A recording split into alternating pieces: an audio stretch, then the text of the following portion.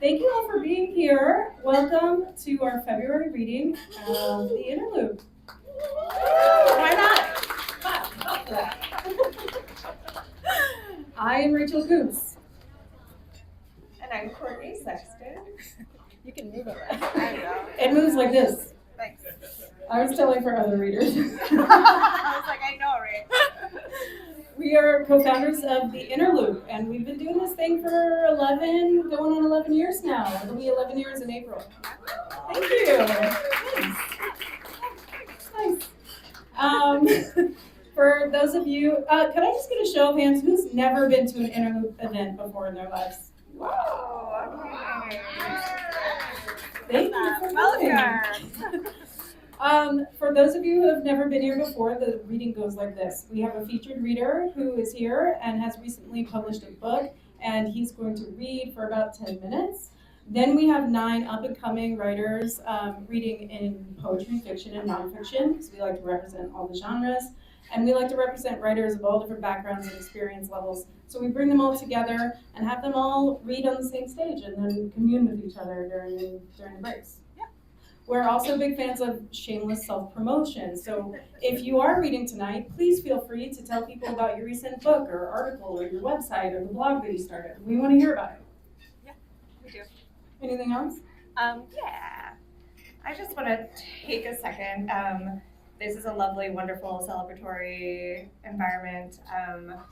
Not to bring it down and be somber, but our city, our country is going through a lot right now, and all of us being here together for things like this is really, really important. So thank you for being here, for being a part of this, and continuing to create, because creation is power. So here we are. Thank you, Courtney. Thanks. Thanks. I have some upcoming events to talk about, but Abby's phone is locked, and she's our program coordinator. So I'm going to let Courtney talk about the summer residency program. So some of you may know that one of our programs is a summer residency opportunity for writers living and working in the DMV region who use their craft as a tool, we'll say, to explore issues of social justice, of ownership, of land and rights and history, and a whole lot of other relevant themes today. The residency takes place on an historic estate that is the former site of a plantation, and then also a colony of freedmen run by Quakers. And it has a really, really rich history of just kind of several iterations of communities living and creating sustenance on the land. And so this will be our 9th cohort that will be applying for the residency program this summer. Writers they don't stay on site. It is a commuter's residency, but they have a week where they have access to parts of their multiple houses. So there's the Woodlawn or the Pope Leahy House is a Frank Lloyd Wright house that is on the site. There's the Woodlawn Mansion, and then there's the Arcadia Center for Sustainable Food and Agriculture, and all of those spaces share the site, and writers choose where they want to focus their work for the week. So that is a rambling kind of synopsis, but applications for that program will be out sometime in March, so be on the lookout if you're interested or know someone who might be. I feel like we got a real role reversal going tonight. I'm usually the serious one, and Courtney's the goofy one, but she's very serious tonight. It's good to have both sides. We have 2 upcoming events. We have an event coming up with the Writers Center on a Saturday, February 22nd. It's just a party for people to come and mix and mingle and meet each other based on their genre so that they may go on to create writing groups. So if you're looking for a writing group, it's February 22nd at the Writers Center on Saturday. Our other event is called Our City, Our Stories. It's a reading celebrating Women's History Month, and it's featuring previous Interlude readers, all women, 9 of them, at DCPL, DC Public Library, the MLK Library down on G Street. That is March 4th. at 7 p.m. So you should come and support women writers because we rock. We do. Without further ado,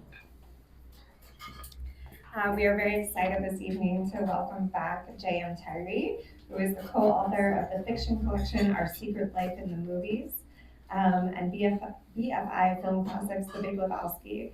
His short stories have appeared in American Short Fiction, Esquire.com, and the New England Review.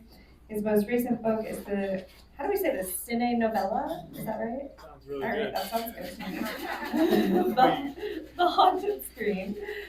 He serves as the editor-in-chief of Film Quarterly and is an associate professor in the cinema program at VCU Arts. Welcome, welcome. We're excited to have you. Thank you. This book is new, The Haunted Screen, and it's printed in a really small font, which I can't read. So I just found that out.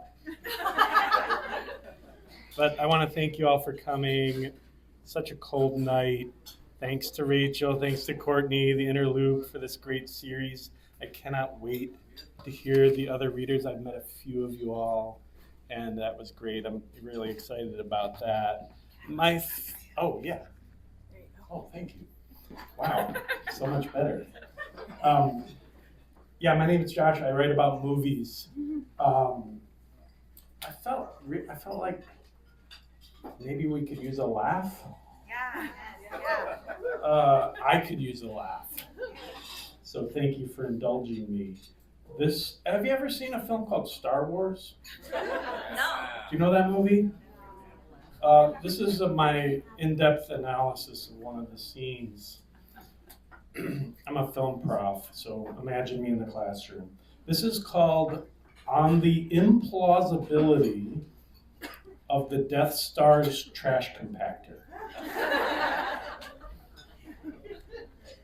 I maintain that the trash compactor aboard the Death Star is implausible, unworkable, and moreover, just inefficient. The trash wow. Yeah. Oh my gosh. Who am I working for? The trash compactor. The trash compactor debate, yes, there is one, turns on whether the Death Star ejects its trash into space. Now, you never actually see that, but I, for one, believe that it does. Although we don't see it ejecting its trash, we do see another Empire ship, the so-called Star Destroyer, ejecting its trash into space. I therefore see no reason to suspect that the Empire Protocol dictating that trash be ejected into space would not apply equally to all Empire spacecraft, including the Death Star. The Death Star clearly has a garbage disposal problem, given its size, personnel, massive amount of waste it must generate, discarded food, broken equipment, excrement, and the like. It boggles the imagination. That said, I just cannot fathom how an organization as ruthless and efficiently run as the Empire would have signed off on such a dangerous, unsanitary, and shoddy garbage disposal system as the one depicted in the movie. Think about it. I know you have. I have. Surprise. Here are the problems as I ascertain them with the Death Star's garbage disposal system.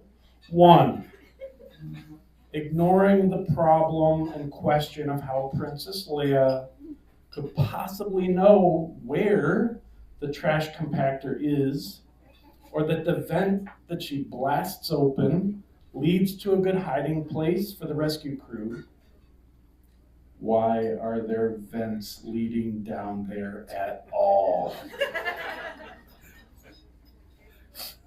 right? Why would you do that?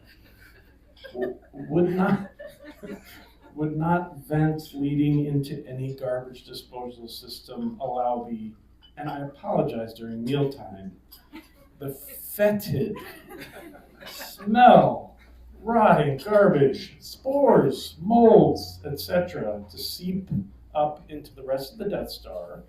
Would it not have been more prudent for the designers of the Death Star to opt for a closed system like a septic tank? 2, there's a few points. Why do both walls? Why do both walls of the trash compactor move towards each other rather than just having one movable wall system that can rely on anchored stability, to say nothing of the strength of the other non-moving wall to crush trash more effectively? 3, why does the trash compactor compact trash so slowly, with so much difficulty, once the resistance of a very thin metal rod is introduced? Surely metal Death Star pieces are one of the main items of trash in need of compacting. It thus stands to reason that the trash compactor should have been better designed to handle the problem of a skinny piece of metal. It's like a shower curtain or something. And while I hate to be the kind of person who says, "I told you so," I would be remiss if I didn't point out that the one wall movable system would have improved the performance. 4, there is a limit to these, don't worry. It's a 10-minute limit. Why does the trash compactor only compact trash sideways? Once ejected into space, wouldn't this flattened, like living room sized, extremely solid panes of trash that result from such a ridiculous unidirectional trash compactor, wouldn't this pose serious hazards for Empire starships in the vicinity? 5, and what of that creature that lives in the trash compactor? Presumably the creature survives because the moving walls do not extend all the way down to the floor of the room or something, where the liquid is. After all, if the walls reached the floor, the creature would be killed, presumably, each time the trash is compacted. The design employed on the Death Star must allow organic trash to filter down to the bottom where the parasite worm creature devours it or something. But what happens when heavier pieces of non-organic trash fall down there? Would not such trash get wedged under the doors, causing them to malfunction? Do stormtroopers have to go down there and clean it out, confront the creature each time that they retrieve pieces of trash that don't get compacted properly? 6. Why not just have a separate system for organic and inorganic waste, thus allowing full compaction of the inorganics and a closed and sanitary system for the organics? And wait a minute, number 7, why does the Empire care about reducing its organic garbage output? Are we to believe the architects of the Death Star? We're talking about the Death Star. A group of individuals bent on controlling the entire known universe. They're also concerned with environmental issues. Would organic garbage rot in space? Does anyone know? I don't know. I don't think so. Then so what? So furthermore, why has the Empire gone to the trouble of acquiring a frightening parasitic worm creature, having it eat all the organic trash, especially given all the aforementioned flaws in the design of the compactor, overall maintenance hassles? 8, personally, if it were up to me, I would have designed special garbage ships. Just saying. Instead of employing this crude, cumbersome, and inefficient, not to mention unsanitary compactor worm combo to deal with the trash. 9, thank you for bearing with me. This is the last one. If the Empire insists on ejecting trash into space, why do they bother compacting it?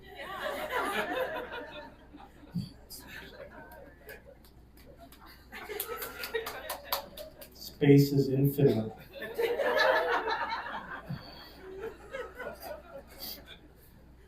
I hope you wrote them a strongly worded letter. Very strongly worded. In such an environment, it hardly matters what size the trash is. In fact, a persuasive argument can be made. It's actually better for the trash to be bigger, take up more space, so it appears on radar systems. Something for Empire ships to avoid. Compacted trash creates smaller chunks of harder trash, would undoubtedly cause serious damage to Empire starships. And needless to say, damage to starships would in turn create yet more hassles and headaches for the Empire. Please understand, I'm all for creating hassle and headaches for the Empire. I just doubt the Empire would have created as many for itself, QED. Thank you very much for listening.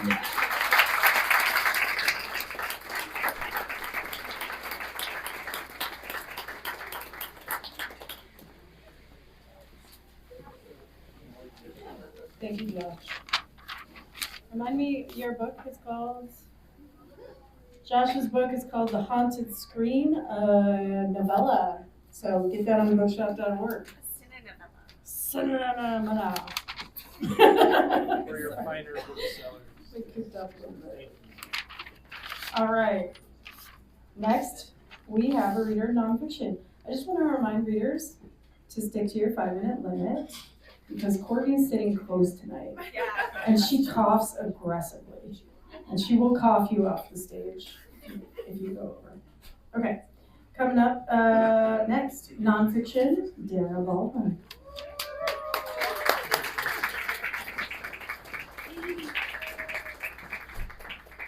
Thank you. Peace and blessings, everyone. As she said, I'm Dara Baldwin. I'm a debut nonfiction author. My book is called To Be a Problem, A Black Woman's Survival in the Racist Disability Rights Movement. To Be a Problem comes from W.E. Du Bois' Souls of Black Folks. When he was in the South discussing race, they called him a problem. When I was in the disability rights community, they called me a problem. They still do. And so that's where that comes from. I do have the book for sale tonight, so please do that. And I am a DC resident, DC statehood, so I have to say that. And fight for resistance, free DC. Okay, so I'm reading from chapter 4, Direct with Great Force. Prior in the book, I talk about other racist comparisons, so that's what I'm talking about when I say this. Another racist and patronizing comparison done in the disability rights community is around the Capitol crawl. This is the momentous disability rights action done on March 12, 1990 on the steps of the US Capitol. In a move to get the ADA passed in the House of Representatives that year, advocates took to the stairs of the inaccessible US Capitol. Those with mobility disabilities cannot enter the building through this entrance. This was glaring proof This was glaring proof of the oppression of an entire community. They were people living in the United States who could not enter the very building that stood for their freedom. Over 1,000 advocates from over 30 states came to the US Capitol And after the speeches about why the ADA should be passed immediately, at least 60 people got out of their wheelchairs and began to crawl their way up the, 83 steps, sorry, excuse me, can't say this, of this historic legislative building. As they crawled, they chanted and demanded the US Congress pass the ADA now. This is some amazing shit, right? I mean, that was effective in your face advocacy. Yet, some in this community will compare this historical event to what civil rights community did in Selma, 1965. Yes, you read that right. The first time I heard this came out of the mouth of yet another older white male who was wrongly revered in the disability rights community. He used it in many of his speeches and outreach to young disability rights activists. Unfortunately, like other racist and patronizing comparisons discussed earlier, he was not the only one in the community who used this as an introduction and education into disability rights movement. It was yet another example of the direct, with great force, power structure used to engage with multi-marginalized folks. I was yet again taken aback and offended by this comparison. The Capitol crawl was done on the steps of the US Capitol and considered a peaceful direct action for all involved. There were no arrests, no reports of provoked or intentional harm. In Selma, there was a vast number of protests that lasted months, although many only learned about Bloody Sunday. I'm not being presumptuous to say they were talking about Bloody Sunday. Is the event referred to in the disability rights community when they invoked the offensive comparison? Because I asked, when you refer to Selma, what do you mean? They replied, indignant, and said with annoyance, Bloody Sunday, of course. March 7th, 1965, a group of nonviolent civil rights activists attempted to cross the Edmund Pettus Bridge in the first march organized to fight voter suppression in the South. This was the first in the series of three-part protests to display defiance to the repressive and suppression of the Black vote. Those protests were organized and planned by James Bevel, who at the time was the Southern Christian Leadership Conference's Director of Direct Action. Bevel wanted the anger and courage of the Black community in Alabama to do something peaceful, to explain the plight of our people. There was outrage in the community because in February 1965, civil rights activist and deacon Jimmy Lee Jackson was shot and killed by James Barnard Fowler, an Alabama state trooper. What happened on the Edmund Pettus Bridge in Selma is known around the world as Bloody Sunday. The peaceful demonstration that day included the late iconic civil rights activist John Lewis and former Democratic congressman from Georgia. They were met on the bridge in Alabama by state troopers and county posse men. This group of white, non-disabled men were mobilized in law enforcement and given special powers by the racist white governor of Alabama to support and get them to move out of the county. This legally sanctioned mob wanted the peaceful activists, not to cross the county line. I'm sorry, I cannot see here. When these brave Black souls decided to continue forward with the involvement in this fight for the right to vote in this country, they were attacked with billy clubs to the head and body and with tear gas thrown in their faces. Some of these peaceful marchers were even beaten unconscious. Luckily, no one died that day. The late great John Lewis and those peaceful demonstrators did this in hope of getting Congress to pass the Voting Rights Act of 1965, which was done in August that year. I remain contemptuous when I hear the disability rights movement continue to compare the Capitol crawl to Selma's Bloody Sunday.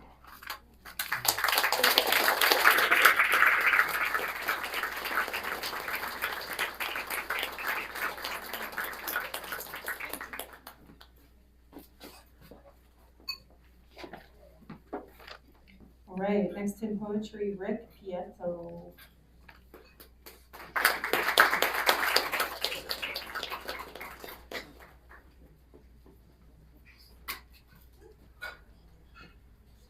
Can everybody hear me okay?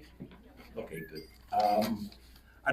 I'm Rick Pieto. I'd like to thank the Interloop for inviting me. Let me just get set up here for a minute. My daughter's waiting over by the door, and I know she's gonna kill me for saying this, but you can go to your seat. Okay, never mind. That's Lou over there waving. So I'm just gonna read a couple poems. I read it, Interloop, a long time ago, and I read from a series of poems called A Handbook for Labyrinth Dwellers. And is that good? Can you hear me better?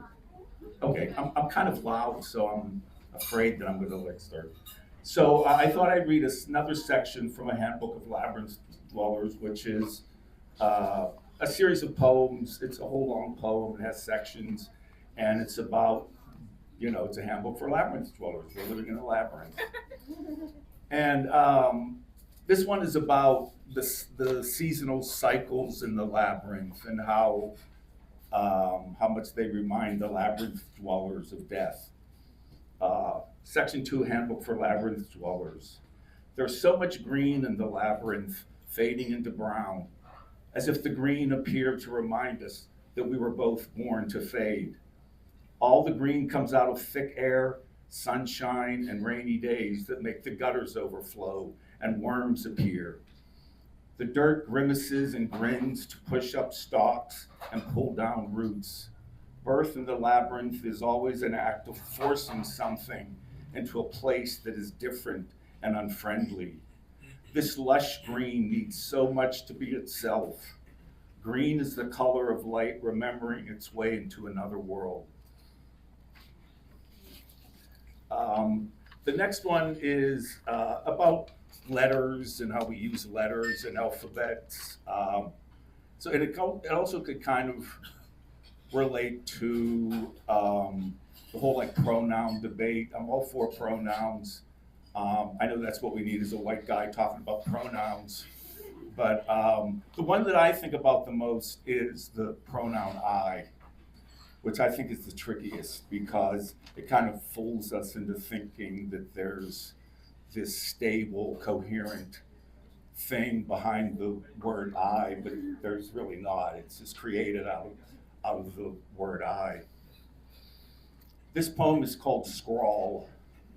If I'm words flying away or print stranded on a page, it's because I wedge a set of letters into the air and surfaces of most situations. At some point, I or it need to ask who's or what's speaking or writing this. Someone or something fashioned from markings handed down from Phoenicians and Greeks.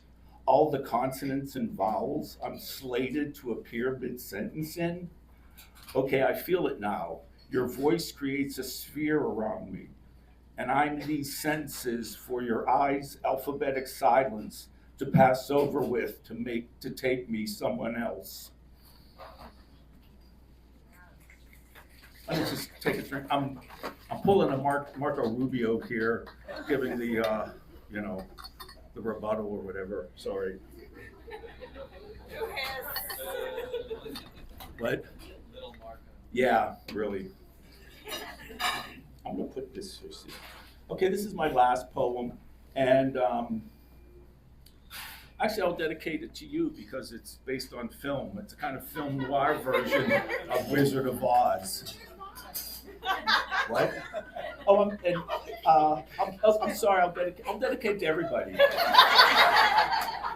But you don't want this poem dedicated to you because it's about a fucked up Oz and it's Scarecrow's a criminal. Hey, wait a minute. Well, I thought you were so interested in trash compactors that Scarecrow would be. Plus, I loved that was great. So anyhow, it doesn't have a title. I stumbled into the city like Scarecrow into Oz, propped up, unemployed with a head full of straw. I passed the time by walking with farm girls down nervous yellow streets.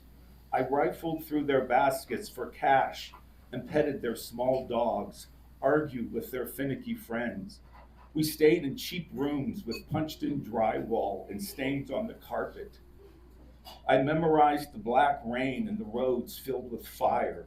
Everywhere I turned up, powerful forces made it their occupation to slander and abuse me. Winter only made this worse. We read inky, threatening writing in the sky. Even the roads were riddles that needed to be solved with an insistence that needed to be followed. Snow covered the poppy fields when I woke up hungover. We loitered under the green glow of convenience stores. I traveled quite a ways with one beautiful girl and her two silly friends, hoping it would release me from the monotony of my life. Deep down, I knew I was following someone who planned to leave all along. She was too homesick to stay indefinitely and share adventures, let alone get fucked up with me. She left and I wandered off, looking for nothing in particular, maybe return to a crowless field I could sleep in or find an overcoat I could steal. As I watched for another visitor, I noticed winter clouds filling the sky. Thank you.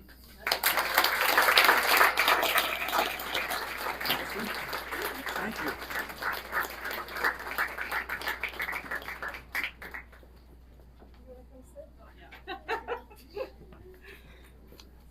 Come on through. All right. Next in fiction, Meny.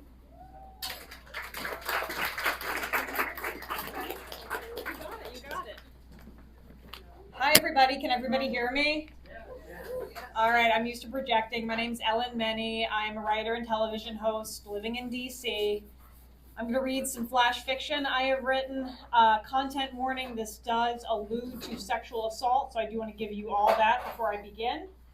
Hopefully this is 5 minutes-ish long. This is called Let the Hard Animal of Your Body Hate What It Hates. By the last day of winter term, the bruisers on Laura's knees had turned the color of rot, a deep green-yellow that flashed from her uniform skirt as she sat cross-legged on the brittle forest floor. St. Lucia's School for Girls required skirts even in winter. They sold tights at the school store, housed in one of the many ancient Gothic buildings that decorated campus, but they were almost always sold out. So the class was filled with knob-kneed girls, goose flesh prickling their calves. You do not have to be good. Father Hall's voice rose above the susurrus of old pines as he read the poem, a titillating commandment at a Catholic preparatory school. Mary Oliver's Wild Geese, allowing girls to forsake something that they had been taught since birth to be. Other teachers criticized this section of 9th grade English. They saw the poem as permission to deviate from the Father's will, written by a woman who had left her Catholic upbringing for spiritual secularism. Older girls talked about this singular class with spiritual rigor, promising an artistic communion with nature. But of course, they also spoke of Father Hall's long neck and boyish charm and the tears he shed as he read the poem in a tremulous baritone on the outskirts of St. Lucia's campus. You do not have to be good. The first time Laura sat in those woods, she had felt what the others did, drank it in like a drought, the hush of 20 other girls around her. She had seen herself as something more than the girl who knelt in the darkened pews and thirsted for God's love, more than the timid mouse who lurked in the back of the classroom and hungered for the approval of her sleek, elegant peers. That night, she had stolen away with a group of those peers, untethering herself from the campus to sneak into town and dance on unfamiliar tables and drink too much too fast.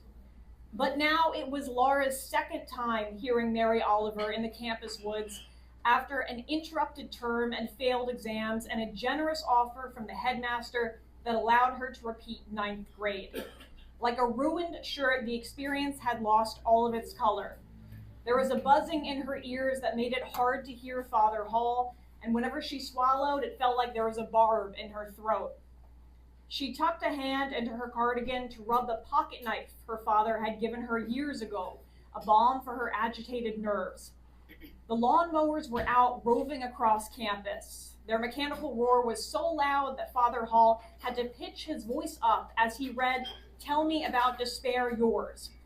No one but Laura noticed the agitated strain under his words. By now, she recognized his mannerisms more than she recognized herself. It had started the night she went into town, tired and drunk and suddenly alone in a strange bar after the others had left her behind. She had called Father Hall, heeding the promise that he would always be there if the students needed him. An hour later, an old Buick flashed its headlights through the dust-covered windows of the bar, blinding her. As she slipped into his car, she noticed he looked both younger and older without his vestments and Roman collar, just a stranger in a ratty t-shirt and threadbare pants. They drove, Laura's head resting on the cool passenger window, the radio playing tinny oldies.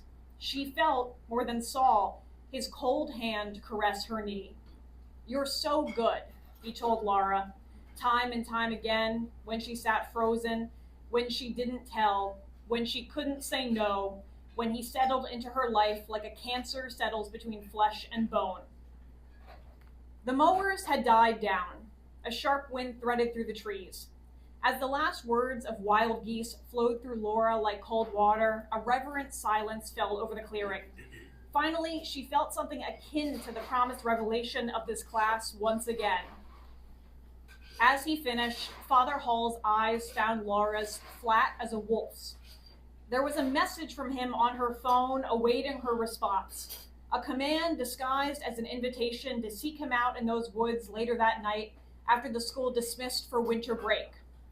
As she left for her dorms, surrounded by chatter of plans for the upcoming holidays, Laura answered that message. She ran her thumb over the pocket knife. "You do not have to be good."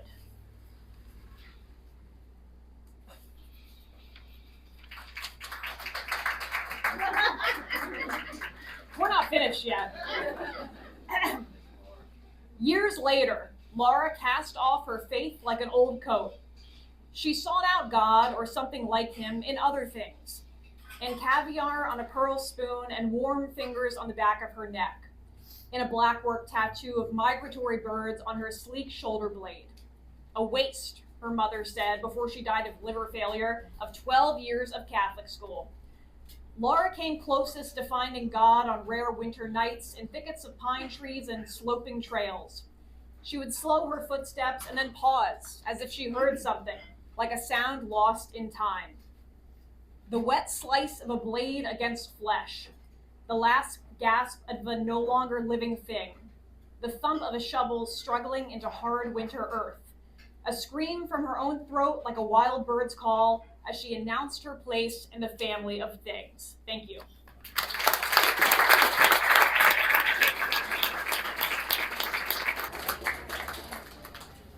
Hello, sorry, I was already all the way back there. All right, so I'm gonna read thank you, I'm so dull. I'm not gonna be singing, I promise. So I'm gonna read a piece called Swing Sets. It's a collage of personal narrative that I've shortened for this 5 minutes that we have together. It's called Swing Sets, but all of my friends know it as the boob piece, so that's your fair warning. Okay. I swing until my body begins to ache. When fatigue sets in, I push harder, shoulders cutting into the air. Backward, my feet tucked beneath the seat, and forward, I am kicking clouds.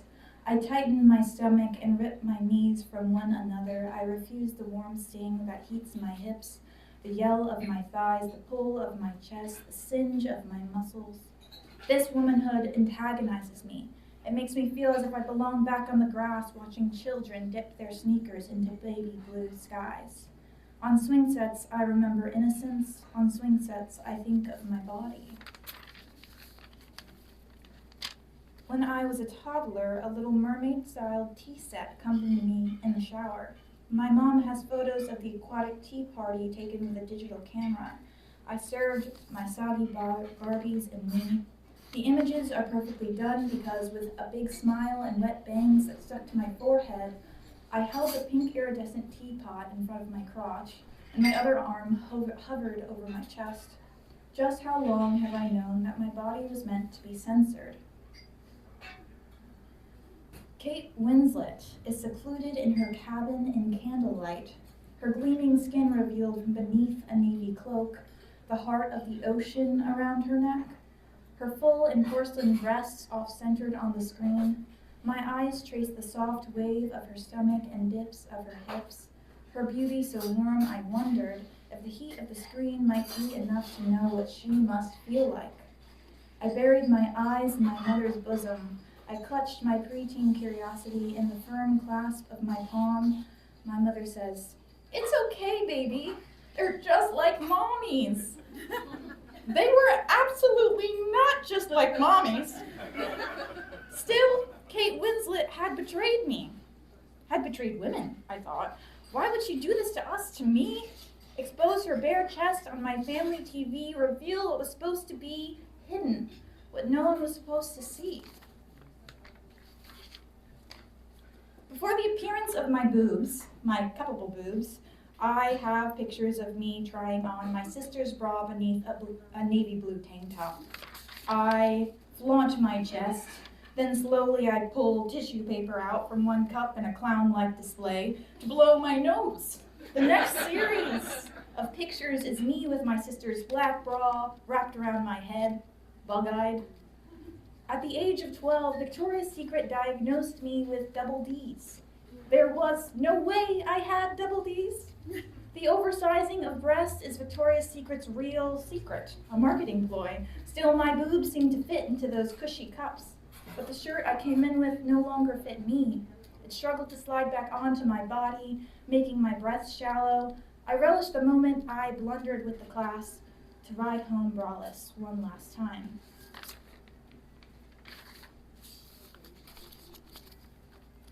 There was a time where I could not leave the house without a bra. When I tried to, I felt inappropriate, like my shirts could not give me the same privacy that my bra does, that I need that barrier. But I wanted to be a good feminist, a cool feminist, a really woke, really cool braless feminist. My breasts were the marker of my womanhood, followed by an immediate reckoning with the physical caging of it. Even before my chest developed, I was stuck in flimsy training bras as if the confining of blooming breasts is something one must ready themselves for. The sudden emergence of my breasts and their over-encompassing counterparts, my butt, hips, and thick hair, signified change that I was unable to control. It came with shirts that could be too low, or too tight, or too baggy, or too boyish. I picked, prodded, and examined my fleshy existence. With every fall that made a scar, with every blubber that stretched skin into white lace, I ran past mirror glass and avoided the sight of me. I wanted to leave my body, be something shapeless with no time to tap my fingers through my scalp like tabs on file folders in search of silver hairs. When I finally get off the swing set, I am sick. I am wobbling back on wood chips to the grass. I am so aware of my body and my limits, I am angry that I could not swing for longer, that the whole time I was suspended, I was thinking about my body, grateful that no one was able to see it sweat from my spite in the sun, infuriated that even in these moments, I am all perception, that I am always thinking about being seen, yet never wanting to be seen, yet always hoping to please those that see me. I think of girlhood and I think of dandelions pulled and placed into my hair, knees slick with clay, coming home to stick my fingers in frosting cans and let the sugar dry on my lips. Shouldn't girlhood set the precedent for womanhood? So I dig my fingers into the earth, I watch the sediment sparkle beneath my nail beds, I let the grass stain green my light blue jeans, I feel the bruise setting into the side of my upper thigh from where the swing set seat held me, loosen my bra straps from beneath my shirt, lay in the sun and wonder what is left of my innocence, just to hope that I remain ignorant of it because that is the only way I might keep it. Thank you.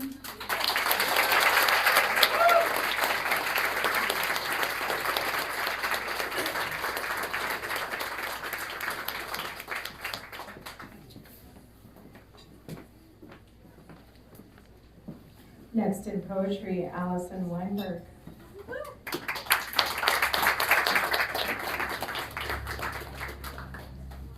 Thank you, Interloop. It's so nice to be back. This is my book, Bellow and Hiss. If you like what you hear, please order it anywhere from anyone but Jeff Bezos.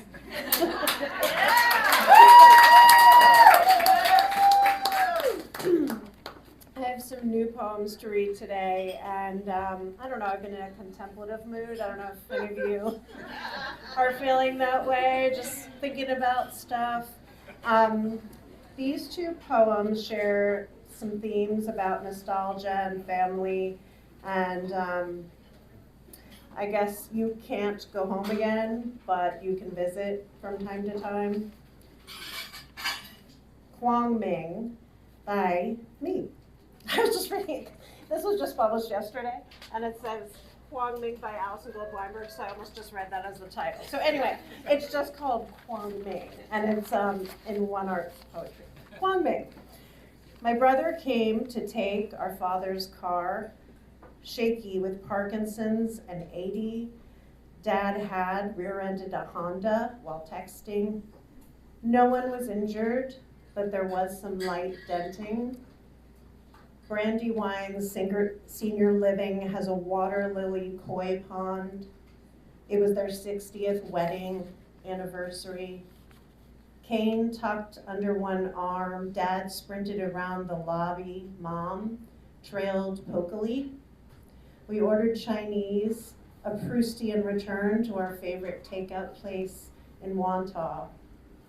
Chowed down on shrimp toast at Egg Foo Young, spare ribs and lemon chicken. Dad siphoned hot and sour soup straight from the container.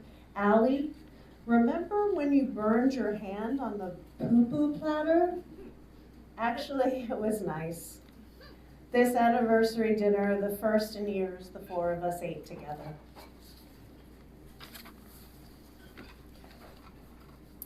And this next piece is kind of a hybrid, genre fluid, prose, poem-y thing. It's called, You Know It's Gonna Be All Right. Roosevelt Field Mall, July 4th, 1976. Dad never fought overseas. During Vietnam, he served as a general's aide in Washington and helped conceive me and my brother Warren. Dad looks groovy in his tattered green jacket and hippie sideburns, more like Sergeant Pepper than an officer of the U.S. Army. Dad scavenges back across the parking lot to the sandy plot where we parked. Thousands have gathered here for bicentennial fireworks. Now that they're smoked, it'll take a while for station wagons to snake meandering miles and collect the tired and sweaty and sticky. Warren and I flop on the pavement, smear our patriotic face paint, and wait. When a body rejects a body's medicine, do you take it? Neurons and dopamine and norepinephrine voice their disagreement and insurrection. We will know in daylight why a self might turn on itself the way ground snubs water when it's most desperate. Roots siphon nourishment, and branches of tall oaks pierce roofs with booming thwacks. Yes, there are worries about structural integrity. Worry is the original wood grain of the brain, a poem written in the dark, alert for collapse. Brandywine Senior Living, July 4th, 2024. My brother and I take our kids to the Independence Day happy hour at Brandywine. The kids say they want a revolution. Well, you know. We sip spiked slushies in raspberry and blueberry and lemon. Dad introduces us to a Marine who likes to plant plastic mice around the lobby floor like mines. On bivouac, Dad stocked Oreos in his magazines instead of ammunition. It's 4 months until the election. Every morning on his stationary bike, Dad spans the State of the Union. We drive off in his only means of transportation.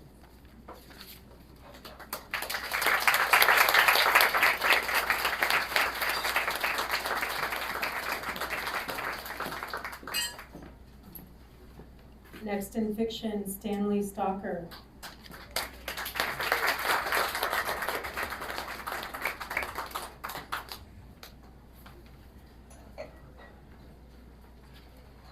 Thank you, Rachel and Courtney. This is my first time reading at Interlude, so I'm happy to be here. This is a new story, so I'm going to read, it's about 20 pages long. I'm going to read 3 pages. It's called The Known World. I don't know how to love God, but I know how to love you, Corey said. Why isn't that enough? Sophia sat beside him on a bench on the waterfront, barges carrying cargo up and down the river, the bridge ushering the morning rush to the city, which sat bright and glistening in the sun.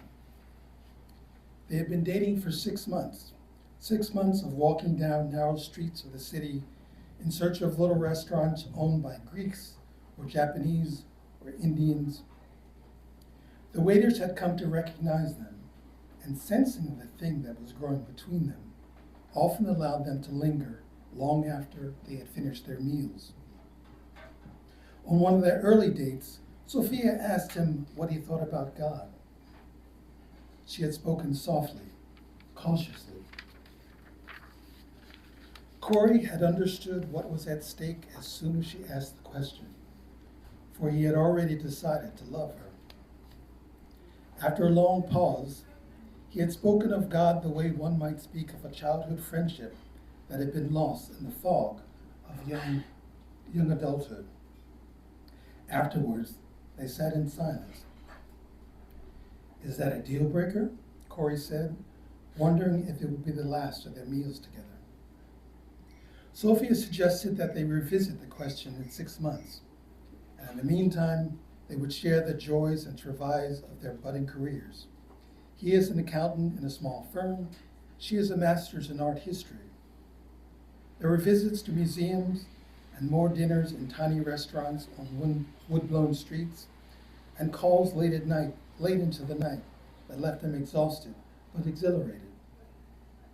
They found themselves making love almost wherever the desire struck them, and it was like being struck, a desire coming upon them suddenly, almost violently, beside the tennis courts within the seclusion of the pines, where they awoke almost an hour later, with the sun going down and the air beginning to cool.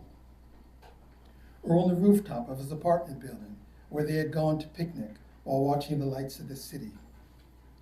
How dizzy with love they were as they embraced and laughed, the wind whipping around them and the city spread out before them. Corey told of his childhood in New Orleans. His father had died when he was 3, and his sisters were a few years older. Her mother struggled to provide for them, first as a driver for the bus company, then as an exterminator, and finally, in the last 2 years before her death, as the only black cook in a kosher deli. Sophia told of her distant father, who nonetheless wept at her high school graduation, and her mother, who had found being a parent too burdensome and had left the family, though she never moved further than the other side of town. Once a month, Sophia visited her, and there, delivered of the burden of motherhood, her mother spoke to her more like a sister would, and together they tried new recipes and critiqued the actors from their favorite shows. More quickly than the couple had imagined, the 6 months had come and gone, and they found themselves on the little bench beside the river. My faith means a lot to me, Sophia said, and I would like to share it with with the person I'm with. Something outside of ourselves that can hold us together during the tough times. She had been raised in the Vietnamese Catholic Church in Arlington, Virginia. Even if her adherence to the tenets of the church was piecemeal at times, it was unthinkable that she would choose someone who didn't share her beliefs. Still, whenever she told her girlfriends she would end it, she found she was unable. Her desire for his company at war with the desire for a companion of the same faith. Corey thought it was obvious that they should be together, but he made his case nonetheless. If God meant anything, it meant love, he argued. And didn't they already have that? Didn't she sense it when they were together, talking or silently holding each other or during sex? Didn't he already love the children he imagined they would have and the mother he imagined she'd be? He said tough times will come, but why did they need something outside of themselves to hold them together? Seagulls hovered above the river, buffeted by the wind. Corey studied Sophia's face, trying to guess at her thoughts.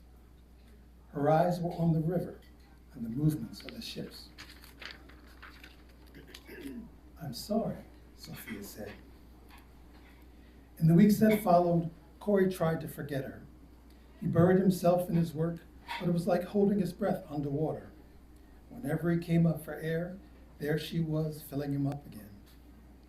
Then, instead of trying to forget her, he tried to immerse himself in everything that reminded him of her. Pictures and memories and gifts she had given him. He wanted to become sick of her, but that too failed, and it left him agitated and sleepless. And when sleep eventually came, Corey dreamed of abandoning her, or leaving her alone on some stretch of road with the light failing, or on some deserted island with night and rain and a terrible wind coming on. Then Sophie called. Thank you.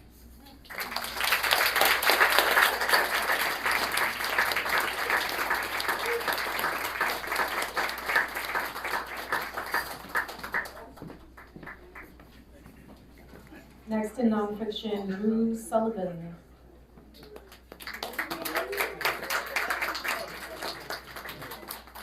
I'll make sure I'm heard.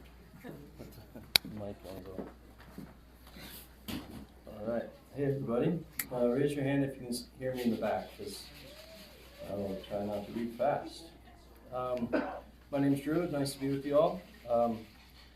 I get inspired by things that are really old, and this is a little bit of a teaser for the topic that I'm going to read about. So just to think about, and I'll answer this at the end of my reading, does anybody have a guess, I'm not going to tell you the answer yet, how old a volcano sponge is? And for fun, you can think about anything else living, besides humans, what do you think is the oldest thing on Earth? All very interesting to me. So nonetheless, I will read a short nonfiction, slightly poetry piece about an experience I had. Scuba diving sounds better in French. Plongée sous-marine. It feels right since the Frenchman helped invent the scuba unit. I remember that walk down to the ocean in the Philippines for adventure. A short, heavy walk to the beach and into the water. My air tank on my back. Technology is like rapid evolution, or de-evolution, since the gills evolved before the lungs. I lay flat in the water, mask and fins on, letting the air out of my BCD like a deep exhale, ready for the underwater world. The quiet. I long for quiet. My breathing and the occasional fish chewing on coral are the only sounds I hear. Quiet, peaceful. This is the sardine run. I kick with intention, calmness. My breath slows as I go deeper. I could spend hours in the shallows studying the corals, but the abyss calls, and this place is known for fish, schools of fish. The locals tell me the sardines have not always been in this place. Like a caravan of nomads, fish go where the food is. I kicked slightly and looked downward. You know your body follows your eyes. As I exhale deeper, my breath, the bubbles, take longer to escape to the air above. I wish for gills, but I'm amazed at my lungs. The depth brings more shades of blue-gray. Then I see it, a slow-moving mass, like a thundercloud.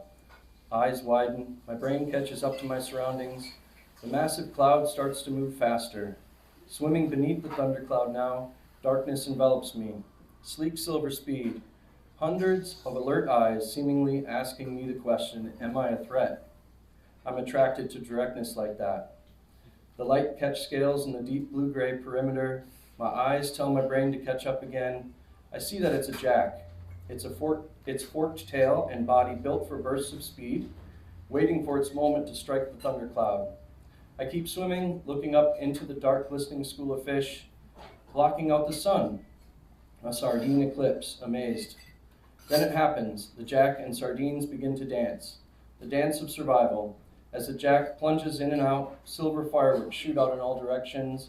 The thundercloud is a shapeshifter, morphing into odd contorted shapes, dissolving and reforming. Survival depends on speed in this place. I am unexpectedly aware that my own survival depends on slowing down. I try to soak in the time left in my tank. Merci beaucoup, Jacques. I wish I swam with the Frenchman. As I swim into the shallows, breathing slowly, grateful for this special place, reality returns, or the dream begins. My waking life lives in the underwater world. I'm not sure where I'll go next, but I start planning before I surface. And any random answers? One answer, volcano sponge. Apparently, they live 15,000 years in very cold, I think it's in the Arctic, but nonetheless, there you go.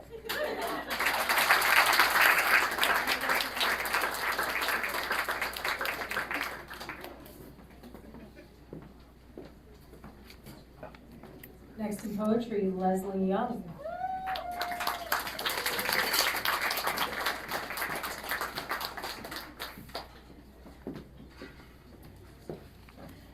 Good evening. Yes. Thank you to all the writers who warmed up the stage. You were amazing. And my friends who came to support me. Sieve. The rage shows up as 4 glasses of wine a night. A brief and disastrous affair, 50 unshakable pounds, a fender bender while texting furiously, an injury heaped upon the insult of living life within a cage of our own making. Big girls don't cry, except on the toilet. And they don't say, fuck this, while packing a duffel bag for a one-way trip. They make dinner, unwrapping roast or stirring stringy zucchini into sauce. Red vision blurred by rose-colored glasses passed down from our mothers. The hot boils up and over, so we mop and we mop and we mop and we mop, bleach and salt water slicking the floor. The smell of someone trying to stifle the stench of something dead and buried under the boards. We'll end on a lighter note, promise. Pathology. Until 1980, we could be diagnosed as hysterical. Our uterus evidence enough to mark everything mysterious and unruly and uncontrollable as deranged. Rogue wombs traveling through the corpus, causing every indefinite angst and ailment and ache, relieving all need to investigate further. Just stick a hand in the canal and rub until the fury flows out. Layer on top my black skin and the sin of ham, and they can keep dismissing my complaints. A natural result of being without penis and pale skin, though I have never wanted to be a man or some blinking blue-eyed doll on a shelf. Please note my desire to smash porcelain heads against the tiled floors, not jealousy or psychosis, but the destruction of every folk tale told, where in the end I hate myself.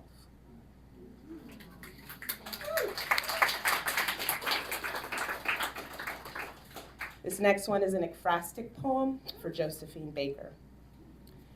To inhabit your body is to abide in a shrine, become a temple incarnate, where pilgrims pray to suffer and worship at the altar that is your shimmying breast. Swaying hips aflame, the kind of miracle that lasts all night. Under their heavy gaze, you do not bend, though they would devour you if they knew what a soul looked like or where to find it. Empty, they come to drink their fill, and because you overflow, you take pity on paupers and spare the talent in your pinky finger. They can't handle more, would drop dead if they glimpsed what you give yourself in the mirror.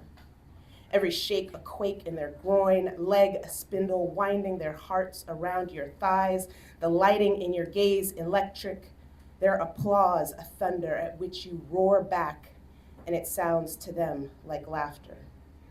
The purr of a hungry lioness licking her chops before she leaps. A bead of your sweat falls to the floor. Later, I lap it up, a grain of your salt, the thing that might turn my black too into gold.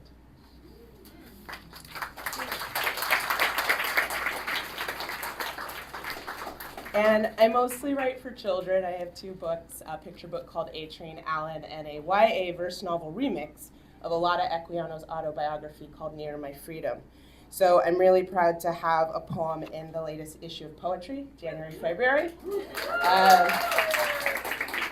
This one is for our young people. I teach middle school. Dispatch from the edge of the universe. The first time I tell someone I've thought about ending it is right after the first time someone tells me they've thought about ending it. And here I thought I was the only one thinking that, the only one feeling that, so far flung like Pluto at the edge of the universe, still thinking it is something important, while back here on Earth we lop off peas and everything with Neptune, an ice giant swallowing up cold, drowned gods, a big brotherly shadow to spin in. I say, Pluto could have been our underworld, could have been our true home. Why can't sad people have nice things? They say, nah, it's still out there, 3 billion miles away, colder than ever, spinning 5 moons to R1. Who says that's not significant? Dwarf planet or not, Pluto's still bad. All that nitrogen and methane trapped in a glacier bigger than Texas. Listen, those of us who live at the edge know what the rest don't. How to brave the cold, how to brave the dark, how to keep turning toward the sun, how to let its rays reach you, how to let the ice melt, how to let the light in.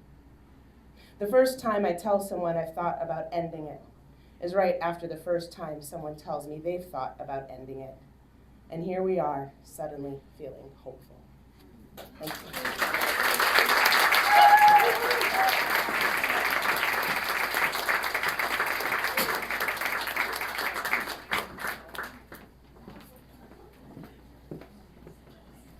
Next in fiction, Christina Tudor.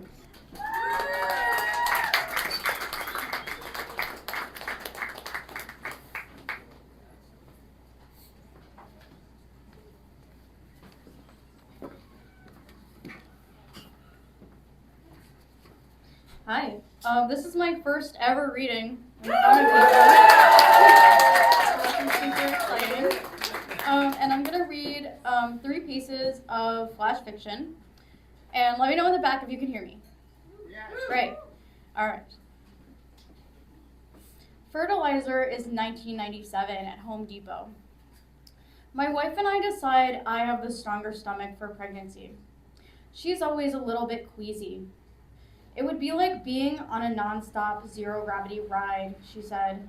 The doctor goes on about implantation and fertilization. I feel like a yard that needs tending to. I joke that fertilizer costs $19.97 at Home Depot, and I could just go get some. Nobody laughs. After the doctor confirms the pregnancy is viable, I dream that I've swallowed a handful of nickels. I cough them up, spit them into my unsuspecting hands. I laugh in my dream. I laugh myself awake. My wife stirs beside me, asks what's so funny. I hold my palms out to her that moments before were full of nickels, as if to say, here, take them. And the next one is, we will always have to eat things with hearts. The sun should have set already, but at midnight it hung in a blood-red sky like a harvest moon. All down the East Coast, people emerged from their homes, paused their everyday lives, and looked up like the horizon line might offer answers. Are you seeing this? By the 5th day without darkness, people stopped looking up, installed thicker blinds, collectively shrugged their shoulders. In California, under a golden gray sky, another wildfire trailed after cars on the highway who pressed the gas like they're trying to outrun the flames, the clouds of smoke, but really the drivers just want to beat the typical 5 o'clock traffic on their commute, used to the smell of ash lingering on their clothes and in the back of their throat. A team of scientists turned spinach leaves into beating human heart cells with pulsing red veins. What will the vegans eat? Podcasters joked when reporting on the phenomenon in a recording studio in New York while wearing matching dark shades. Listeners played the show while on their morning commutes under the perennial sun, resigned to the fact that in this world, we will always have to eat things with hearts. And the last one is The Girl Who Cried Wolf. Thank you. There had been rumors of wolves circling the outskirts of the village. There had been rumors that wolves played tricks on little girls who risked walking alone in the woods, their feet breaking branches under the glow of the full moon. The wolves posed as grandmothers, shape-shifted into soft creatures that have big eyes but do not bear teeth. All the little girls in the village were taught how to keep themselves safe. After sundown, they were kept home under the watchful eye of their mothers. The village boys sharpened sticks with knives and gave them to their sisters to keep tucked behind their ears. Even the youngest girls, not yet 5, learned the meaning of big words like vigilance, carried weapons, their bodies tense even in sleep like prey in the wilderness. Then there came a day when a girl did as she was told. The girl cried wolf. All her friends and family and neighbors gathered around in broad daylight while she pointed at the wolf with her index finger and thumb. Her feet set and her head held high. The villagers looked at the girl and then at the wolf, confused. He was a villager, just like them, wearing fancy clothes and leather boots up to his knees. Silly girl, the village leaders admonished. Liar, they chanted. That's no wolf.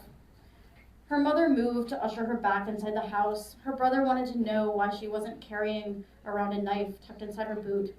Behind the leering crowd, the wolf flashed his teeth.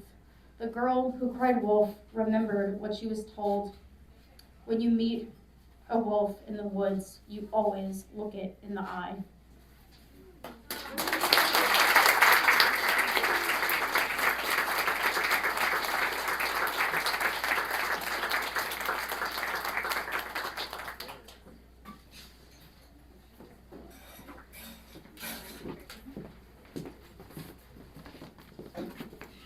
Let's have a round of applause for all the readers.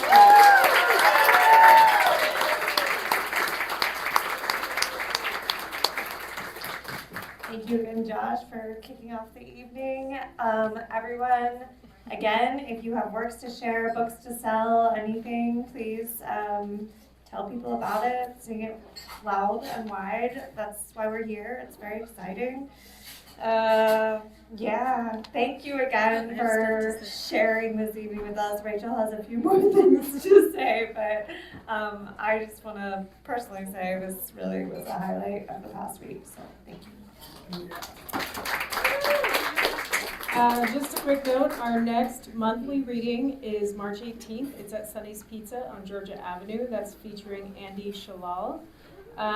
We have that event on March 4th at DC Public Library, and the search party for a writing group at the Writers Center on February 22nd. The last thing I just want to say is that we love these readings. They're so joyous and just fulfilling and the best part of our day. And we hope you love it too. We offer it free to the public for accessibility and to bring as many people as possible, but it is not free to make. So if you feel so moved and you want to see the Inner Loop continue to thrive, please consider making a donation if you're able. There is a QR code on the back of the program where you can do so, and we would appreciate anything you can give. Thank you so much. Have a great night.